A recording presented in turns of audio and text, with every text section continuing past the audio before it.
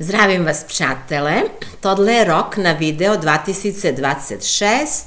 Jak víte, mám zpoždění trošičku s tím videem, ale nikdy není pozdě a hlavně rok je dlouhý, takže myslím, že stačí teď v lednu si popovídat o tom, co můžeme očekávat v roce 2026. Je to jeden z dalších výjimečných roků. Od roku 2020 máme hodně výjimečných roků, takže odehrávají se až neuvěřitelné věci. Ale ja vám na začiatku chci říci, že pripomínam, že videa tohoto typu pri našej inspiraci k pochopeniu toho, co se s nami deje, není smysl tých videů předvídat události.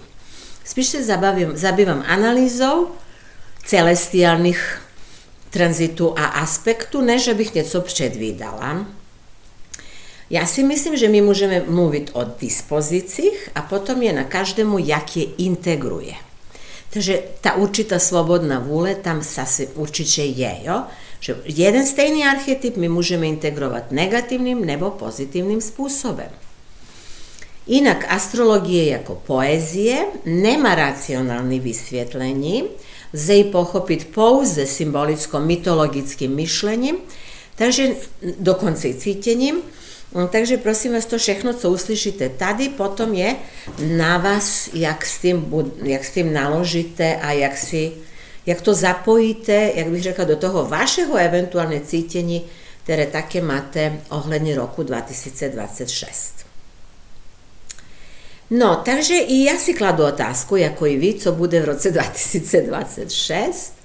A to, co můžu říci, to je jasné, že je to rok kulminace. Tohle slovíčko vidíte i v názvu tohoto videa. Že se jednou jakúsi kulminaci a začátek nové fáze, a to v řízení tyhle planety, naznačuje mnoho nebeských událostí. Tí, ktorí sledujú astrologii, však vědí, že se věci odehrávají s velice pomaleným rytmem. Víme, že nás řídí kvantný počítač nebo kvantový počítač, to jsme se už za ta léta naučili. A to je samozřejmě důvod, proč se ve všech komplexních systémech již dlouho neprojevují věci přirozeným způsobem, teda není tam jakási živá dynamika. Nám na mysli systémy, které mají schopnost sami vytvářet invarianty a cyklicky se obnovovat. O tom jsem psala ve svazcích symbolického myšlení, ty vyšly v češtině, už jsme měli různé prezentace těch článků, tam je článek o těch komplexních systémech a tam jsem hodně vysvětlovala, proč je to tak, jak je, a jinak i na mých webovkách je přednáška, která se jmenuje Jak je rozdíl mezi letadlem a včelkou, a tam taky vysvětlují komplexní systémy a ty druhy, které jsou jejich opak.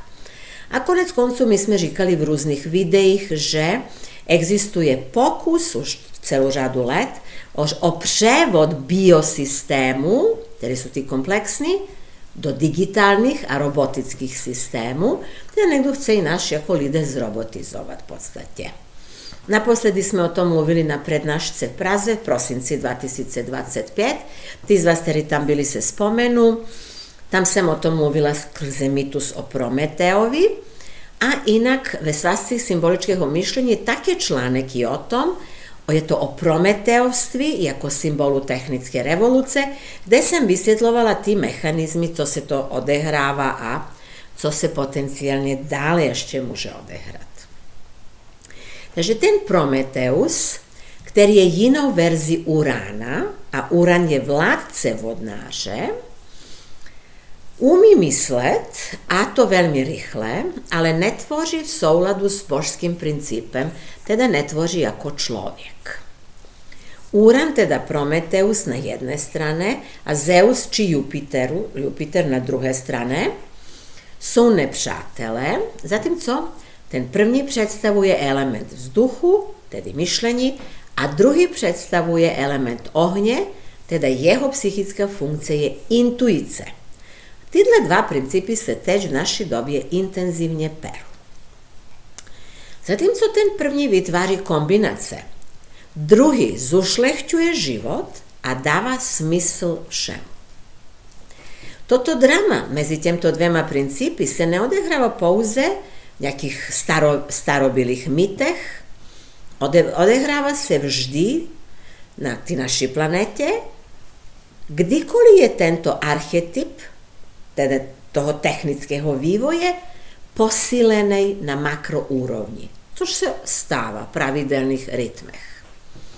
Takže vždy zesiluje, když technika nabývá na významu a když svět věří, že nějaký demiurg vytváří a produkuje to, co člověk potřebuje na této planetě nebo i mimo tuhle planetu, čímž mu usnadní život a přináší osvícení.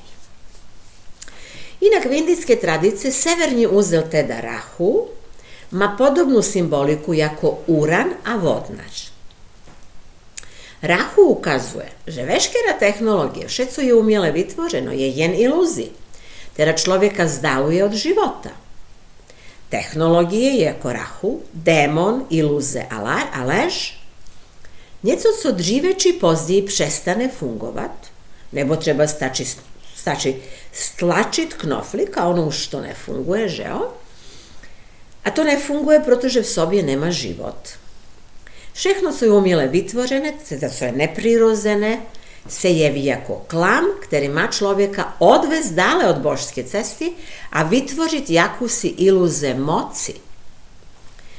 Pokud se na věci podíváme tímto způsobem, pak vidíme, že indická moudrost skrze postavu Rahu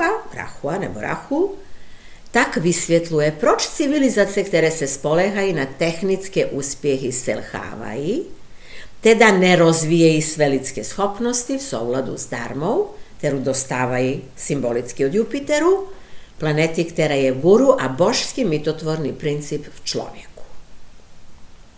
O tom je video Technokracie na YouTube a ještě moje video Éra vodnáře a její stín. Pro lepší pochopení těchto jevů můžete se kouknout na tyhle videa. A my se teď nacházíme v roce 2026, kdy Uran vstupuje do znamení blíženců, Rahu do znamení vodnáře, Pluto už je ve vodnáři a to je velká změna a něco jako takzvaný nějaký technologický pokrok. Až to tež znamená už cokoliv, to je jedno, nemusíme to probírat, můžeme si klidně představit, že to něco je hlavním tématem v roce 2026, protože silný tranzity na tohle ukazují. Nějakému novému pokroku se určitě nevyhneme, ale představte si, že to stejně, když je tak důležité, není hlavné téma. Protože my zároveň za tu dobu, co se odehrává nové implantace těch nějakých nových technologických nevím, co to je, jo, parametru, struktur, vynálezu nebo čeho, když stejně to přichází do světa více, my jsme právě v době, kdy prožíváme konec civilizačného modelu jednoho, a to je vždy doprovázené válkami, ekonomickými krizemi a různými šílenými činy. Tyto šílené činy jsou nevyhnutelné, když dochází k změně takového makromodelu, jak to teď my máme, a v takových dobách se lidé začínají chovat abnormálně a zcela v rozporu se svojí morálkou, s presvědčením a donedávnými zvyky. Vezmeme si jako příklad, že na samém konci nebo i začátku 2026 USA, Amerika, zaútočili na Venezuelu a unesli prostě prezidenta. Doposud alespoň říkali, že prezidenti nepřátelských zemí jsou nedemokratičtí. Teď je únos a hotovo, nic ani neříkají, jo? Že to jsou takový úplně šílené činy, které se musí odehrávat, když prožíváme konec jednoho civilizačního modelu. Je to jako konec roku, kdy všechny blázni. Jo, takhle něco. Jako nějaký karneval, který je velice nebezpečný, protože lidé umírají. Avšak až do začátku července 2026 je Jupiter v nejsilnější možné pozici ve znamení krába, teda raka, a je direktní od 11. března, což je fantastické. V té poslední fázi svého tranzitu skrze znamení kraba Jupiter bude mimořádně významný, protože je to ten symbol ty ochrany, záchrany, jak chcete. Kdo jiný nás zachrání, pokud ne Jupiter v silné pozici. Takže máme štěstí. Je to jakýsi symbol spásy a nutně ho potřebujeme zrovna v první půlce roku, protože tady ta první půlka je kritická. Avšak Pluto ve vodnáři má pozitivní aspekty k velkým planetám, to je dobré. Pro lidstvo je to dokonce, můžeme říct, i fantastické. Nicméně, během léta to stejné Pluto bude v opozici k Jupiteru, který pak opouští svoji silnou pozici ve znamení krába a přesouvá se do znamení lva. Lunární uzly a eklipse se také pomalu posouvají na osu vodnář lev, což zdůrazňuje dále to, co jsme si na začátku řekli. Ale řekněme ještě to, že Pluto je ve vzdušnému znamení, stejně jako Uran od konci dubna. Uran se stěhuje do vzdušného blížencu na konci dubna. A Neptun a Saturn jsou v ohnivému Beranu tenhle rok, což je dokonce priznivá kombinace, protože vzduch umožňuje ohni hořet. Aby však oheň hořel, se Saturnem a Neptunem Beranu potřebuje člověk znát svůj stín, teda svoji temnou část svojí osobnosti a být schopen tuto část integrovat, aby s pomocí Neptunu v Beranu mohl transponovat svoji vědomí na vyšší úroveň existence. Tohle platí na kolektivní úrovni. Je nutná integrace stínu, teda je nutné se podívat do sebe a neprojektovat se na jiný, jako by jiní jsou špatní. Pokud nedojde k té introspekci a konfrontaci s tím úctyhodným stínem, oheň zhasne a přichází pád. Zní to trochu abstraktně, proto to dále ilustruji z příkladu z mytologie, aby bylo jasněji, jaký teď tady mýtus máme, co se bude odehrávat.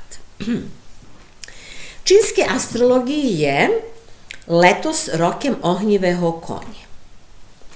Natočím o tom speciální video, také o tom budu mluvit na mých přednáškách v lednu a v únoru v Praze a v Bratislave. Ale teď si řekneme, že ohnivý kůň je velmi divoké zvíře, které se nepochybuje po zemi. Jeho prostorem je nebe. Je povznášen ohněm, který v něm hoří a žene ho vpřed.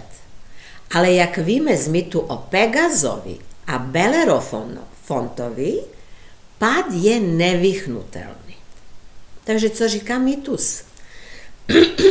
Krásný Belerofont, který je tak přitažlivý, tou svojí neomezenou energií, kterou má ohnivou energii, která ho pozbuzuje k velkým činům, že jo? Ten krásný Belerofont zabil chimeru a vykonal mnoho velkých činů.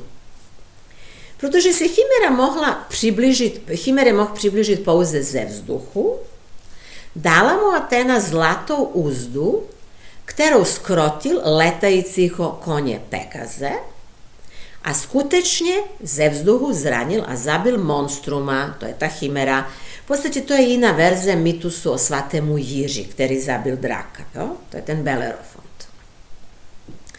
No po tom činu Belerofont si zamiloval svoji vlastní sílu a moc, kterou mu letající kůň dával, a tak si užíval mnoho dobrodružství. Všechno však bylo příliš a během jeho útoku na Olymp v domnění, že už má božskou moc, spadl z výšin a ztratil zdravý rozum. Rok 2026 nese v sobě tak něco neskutečného, zázračného, ale také potenciálně velice nebezpečného, dokonce i ztrátu veškerého zdravého rozumu. Ve všech oblastech se objevují teď nové příležitosti, to uvidí hodně lidí v roce 2026, ale nic nebude stabilní ani jisté. Velký úspěch se může snadno ukázat jako velký neúspěch. Proto je rok 2026 extrémně náročným rokem, Ačkoliv mnohým přináší veľký úspěch, mnohým také přináší i veľký pád. Že samozrejme záleží na tom, jak človek dané formy integruje a integruje na základe stavu viedomí a stav viedomí má taký, jaký má na základe toho, kolik integroval vlastnistiny nebo dejme tomu karmické skúsenosti a tak dále a tak dále. V roce 2026 mieni znamení všechny veľké planéty a to je ten boom, ktorý zažívame. A to dáva tu velice citlivú dobu. V lednu Neptún vstupuje do znamení Berana, v únoru Saturn vstupuje do znamení Berana, Pluto už je ve Vodnári na prvních stupních a na samotnému konci dubna Uran vstupí do znamení Blížencu. O tom sme už mluvili. Bylo to ve video na rok 2025. Prosím, podívejte se na to video, jestli chcete pripomenúť, co bylo. Proste rok 2025, změna globalistické politice, takhle se to nejak menuje. Tam som to vysvetlila, tady to nebudu opakovat, ale my sme mieli jenom nádech toho v lete 2025, málo kdo to z toho něco mohl ucítit a až teď v roce 2026 tady ta energie nabýva na významu. Pripomeňme si, že všechny ty veľké planety k sobě navazují pozitívne aspekty. Máme trigon a sextíly. Což může lidstvu přinést velmi dobré výsledky, ale samozřejmě existují i rizika, které jsme už vysvětlovali. Jo? Spíš ty aspekty mezi veľkýma planetama jsou něco, co nás bude provadit více let, pár let, a ta rizika sú speciálne rizika roku 2026. Takže kombinácia tých šťastných aspektů mezi veľkýma planetama naznačuje, že se vytváří nový vzorec, který se bude vyvíjet po mnoho let.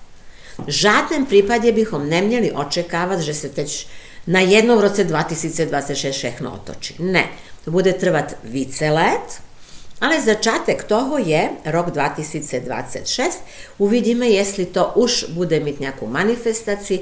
Možná ani ne, je to úplně chaotický rok. Spíš možná až 2027 přinese něco, co bude viditelné.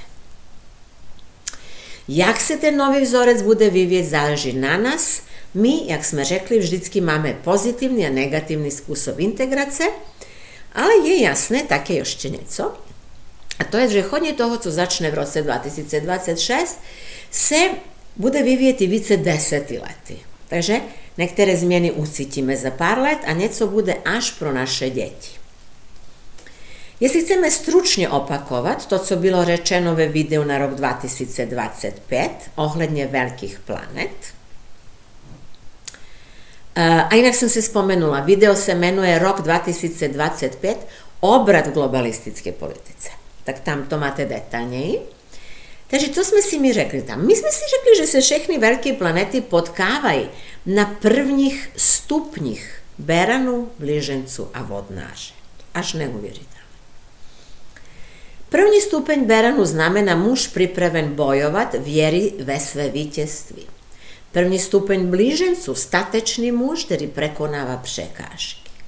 První stupeň Vodnáře, kniha, kompas a presýpací hodiny, symbolizuje ten první stupeň Vodnáře, vědecký duch, studium prírodných zákonů a problémů s tým spojených. Jestli to chceme tlumočiť, to znamená, že boje sú ešte nutné, nejaké, jestli jenom v duchovní oblasti nebo i na zemi, bohužel možná i na zemi dále furt, ale je jasné, že presýpací hodiny znamenajú, že čas plyne, že sa nekomu kráti čas a vítězí ten, ktorý má vyšší poznání. Teda ten, ktorý má znalosti o univerzálnych zákonech. Teda nemôže sa zvíťaziť silou. Tady to teď vôbec nejde. Víte? To kidnapujeme predsedu a uděláme si, co chceme, to neprojde. To uvidíte. No, teď, aby bylo ještě zajímavejší, před začátkem jara máme zatmění. Tedy v tom období, ktoré je tak nestabilný kvôli prechodu veľkých planet do iných znamení, ešte máme zatmenie. Konkrétne 17. února je častečne zatmenie slunce ve Vodnaři, první ve Vodnaři po 18 let, a 3. března je úplné zatmenie mesiace v Pane, znamení Pany. Tým začína série zatmení na ose Vodnař-Lev, ale ešte pokračují i zatmieni celý rok na ose Pána Ryba. Trošku slabné, ale furt sú tam. Pokud sú ešte furt tam zatmieni na ose Pána Ryba, to znamená, že je pořád možné, že se stanú události týkající se nemoci, pandémii, teda plandémii, léčby nejaký, masové hypnózy, to je furt možný. I když přechod Neptunu do znamení Berana znamená, že se ta energie vyčerpala. Tak sme takhle nejak napůl s tým. No a osa Vodnař-Lev je velice teď zdůrazněna, začína byť zdůrazněna. Bude dôležité ešte i v roce 2027, častečne 28.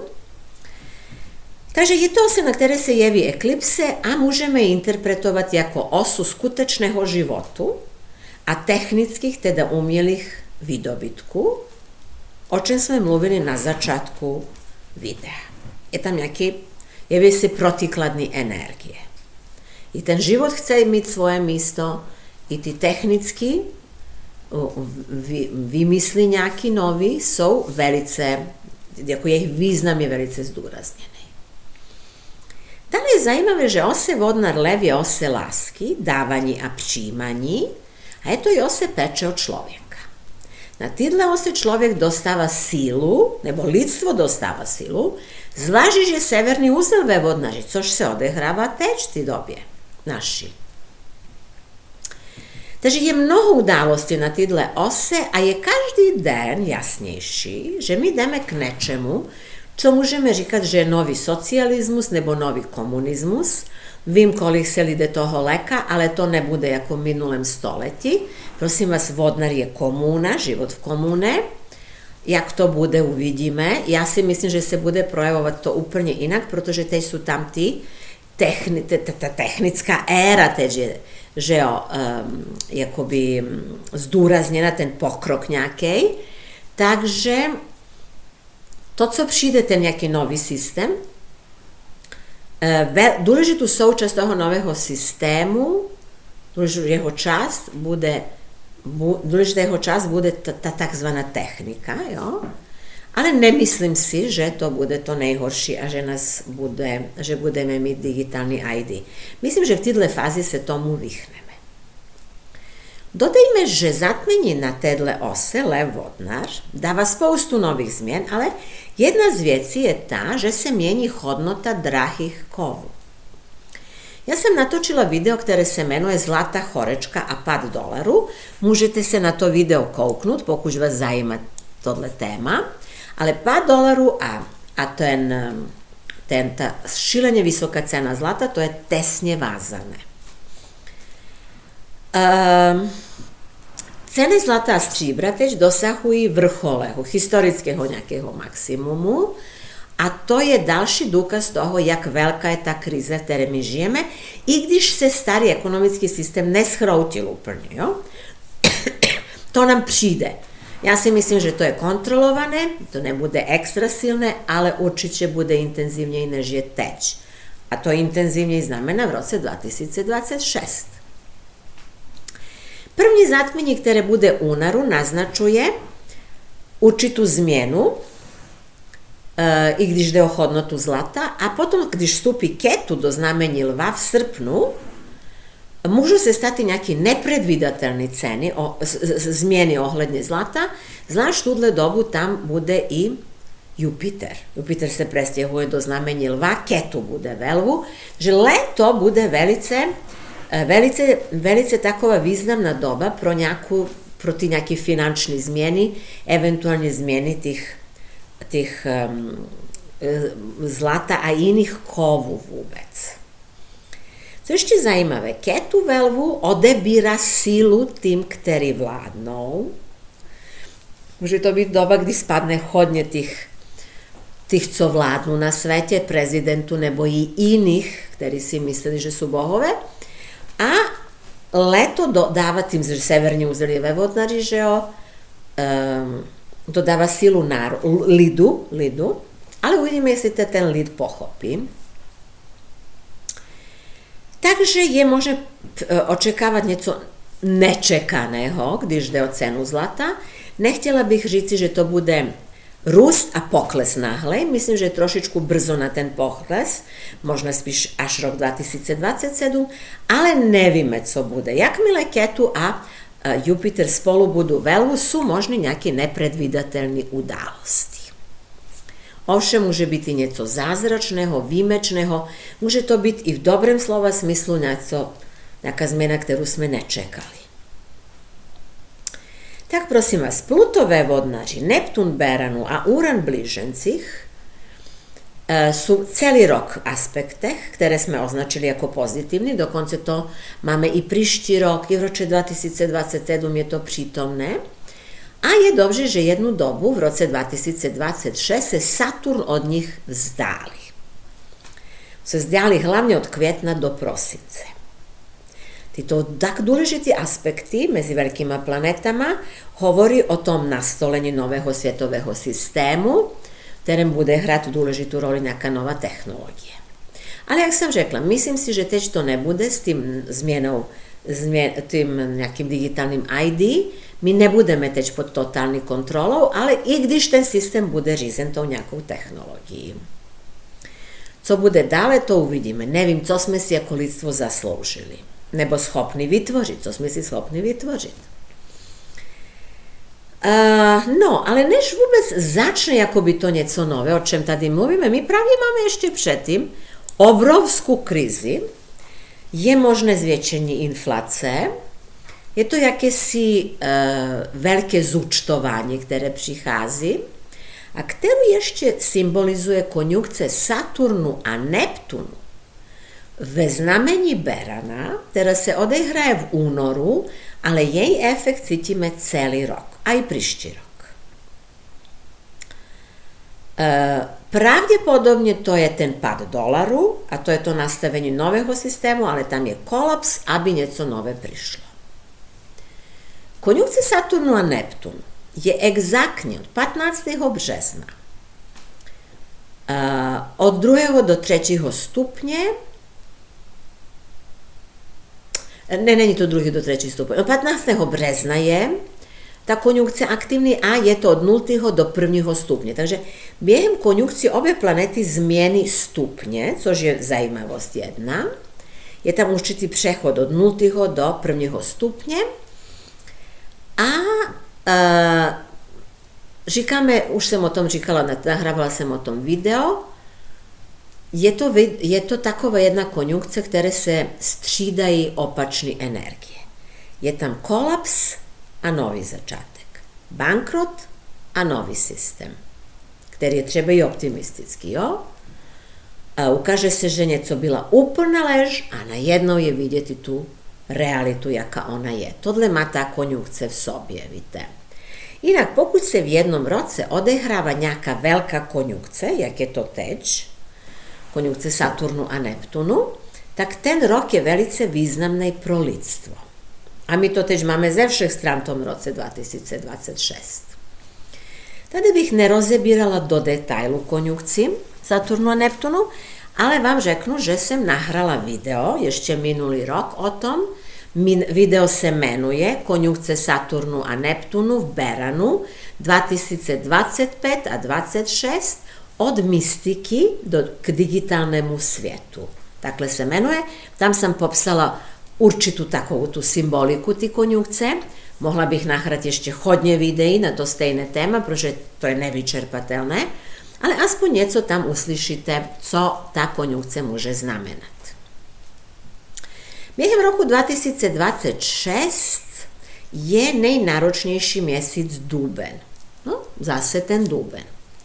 Tí, ktorí chtějí válčiť, podmiňovať si ostatní a prolevať krev, začínají války v dubnu, protože tehdy vládne Mars, bůh války, Mars je ovšem i tým bohem vegetace, ale na to se zapomínám, jak vidíme, takže hodně se to používá pro jakoby ta energie Marse pro války, prostě pro vedení válek.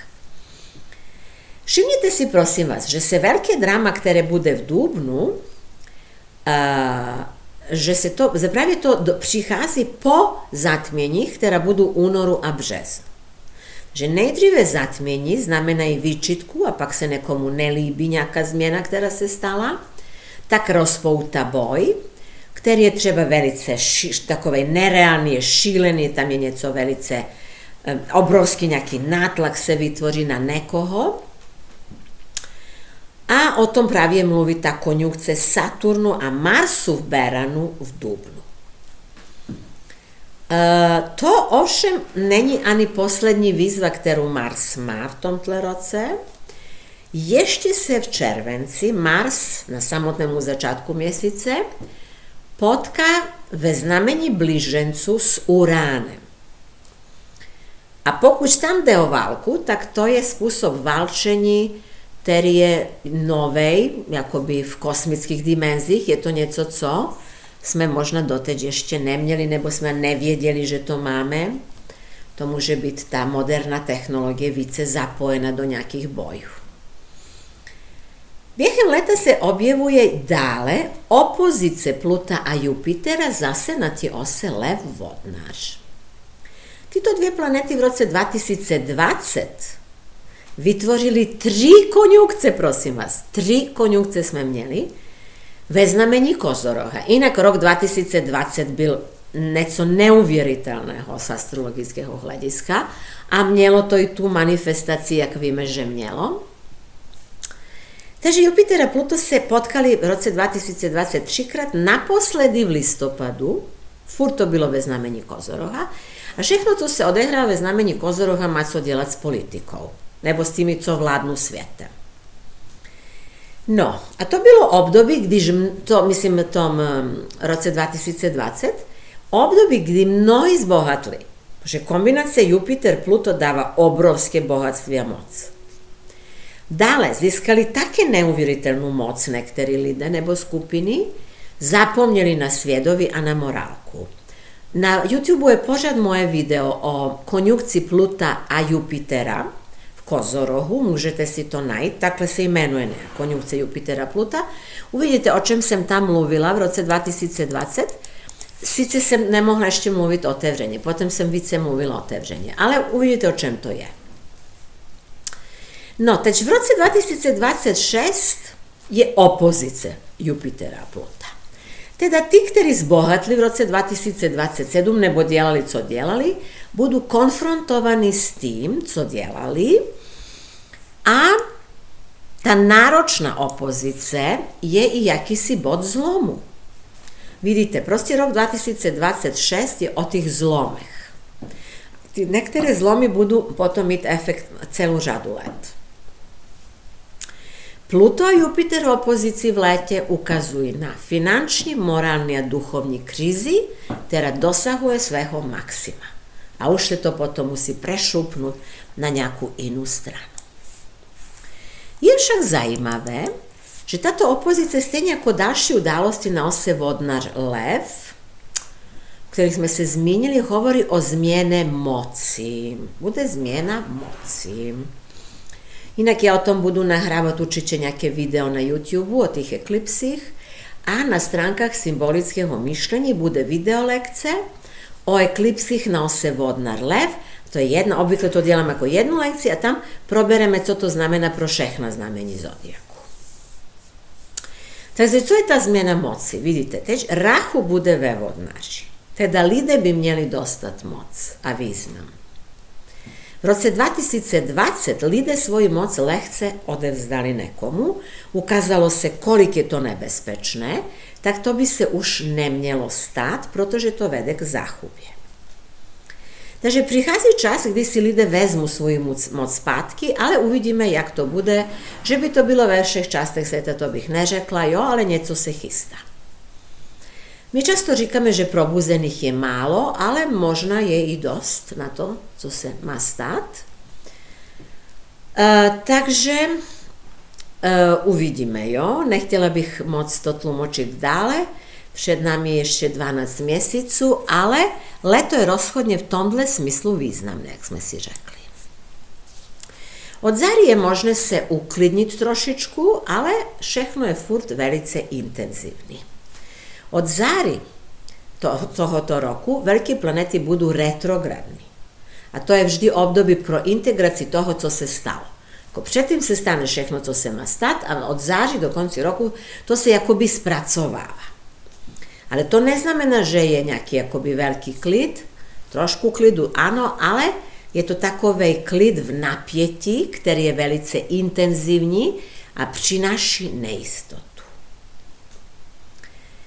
Pokud se ale ptáte, co přináší 2026 každému znamení zodiaku, tak o tom tady nebudu mluvit, protože stejně to je dlouhé video a já jsem o tom už nahrala videa.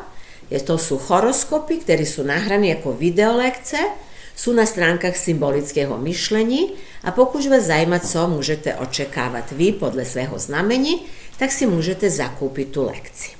Pripomínam, že táto videa spíš platí pro ascendent, než pro solárny znamení.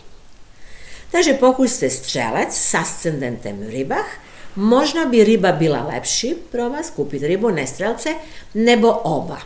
Nebo je to proste na vás, jak chcete, jo? Takže tí videá sú na mých stránkach symbolického myšlení. Řekneme to, že i v tomhle roce, ako v různych letech, mnoho lidí neucíti nic. Žádná změna v jejich životech nebude. Ještě je brzo na to, aby se měnili důchody, nevím co, příjmy podle nového systému. Teda tí, ktorí sú tam, kde sa nevalčí, ktorí sú nejak finančne zajištení správnym spôsobom, tak možno sa nestane pro ne vôbec nic. I dokonce dobře je, že to takhle môže byť. Ale samozrejme my všechny môžeme pomôcť ve vytvárení toho lepšího sveta, aspoň stavem svého viedomí a čistotou svojej vlastní duše. Nakonec ja mám pro vás pár otázek, jenom abych vás inspirovala, aby ste sa naladili na ten nový rok. První otázka. Kdybyste si mohli vybrať, jak byste žili v roce 2026? Skúste si to predstaviť. Kdybyste sa mohli vrátiť na zpátek, co byste zmenili v roce 2025? Další otázka. Kdybyste si mohli vybrať, jak byste žili dalších 10 let? Co by bylo? A také, kdybyste mohli vrátiť čas, co byste ve svém životě změnili za tých posledních 10 let, co uběhlo? Tak snad vám to pomôže trošku dúmať nad sebou a nieco si vyprojektovať do budúcna. Ale si říct ešte nieco, teda 1. ledna nezačína vôbec žádný nový rok. Nový rok začína, když slunce přejde z jižní strany naše země koule na severní a to se stává, když slunce přejde rovník, což je 21. března a o tom ešte budeme mluviť a ešte si popřejeme šťastný nový rok astrologicky. No tak na konci môžu říci, že proste prichádzajú veľké zmeny, ktoré budú pro mnohé šokujúci.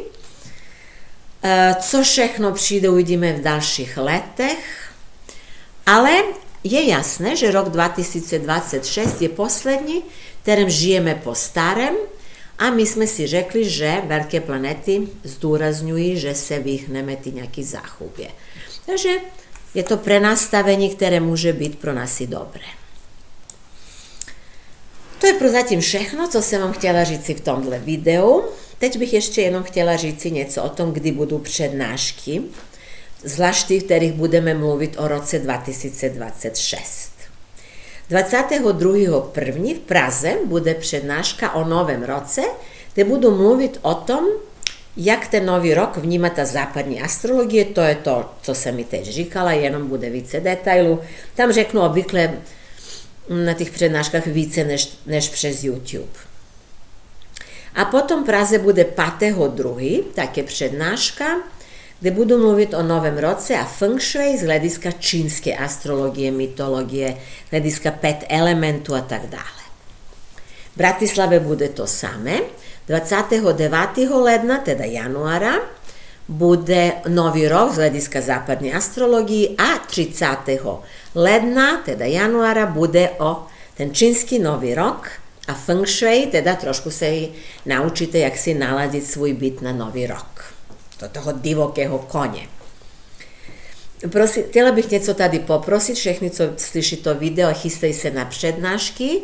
Je hodně přihlášených lidí, byla bych moc ráda, kdybyste zaplatili online, teda na účet, abychom se nezdržovali před začátkem.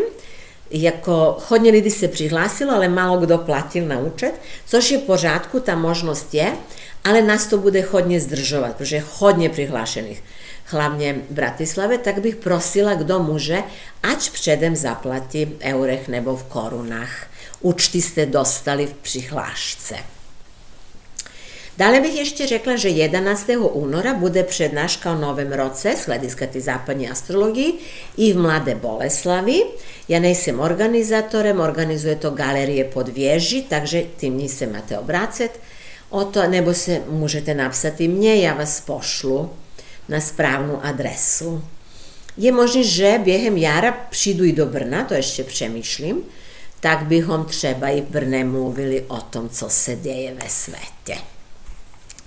No, takže ti, ktorí z vás chtějí, prosím vás, u mě si objednat konzultace, to je možný. Konzultace nabízím na základě astropsychologii, duchovní astrologii a ještě na základě různých jiných technik, takže můžete si objednat solárny horoskop, což je na 1 rok horoskop, nebo partnerský horoskop, nebo horoskop, kterým probíráme, jaký je smysl vaše inkarnace, jaké máte predispozice pro úspěšnou kariéru, nebo partnerský život. Různé věci jsou na stránkách symbolického myšlení. Tam je i to, že nabízím konzultace na základě techniky změna kódu, změna percepce. A tam změna kódu nám umožňuje, abychom byli vědomější, abychom vědomě řešili svoje frustrace, strachy, bolesti, nedostatky, cokoliv, co nás trápí. Na stránkách jinak najdete i různé jiné videolekce o Saturnu, třeba v Beranu, to je tam nahrano, pro všechna znamení zodiaku.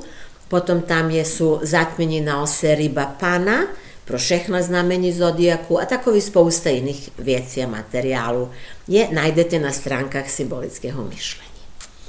Pokud se vám video líbilo, lajknete prosím, přihlaste se na můj kanál, já vám mockrát předem za to děkuji. A přeji štěstí a bezstarostný život.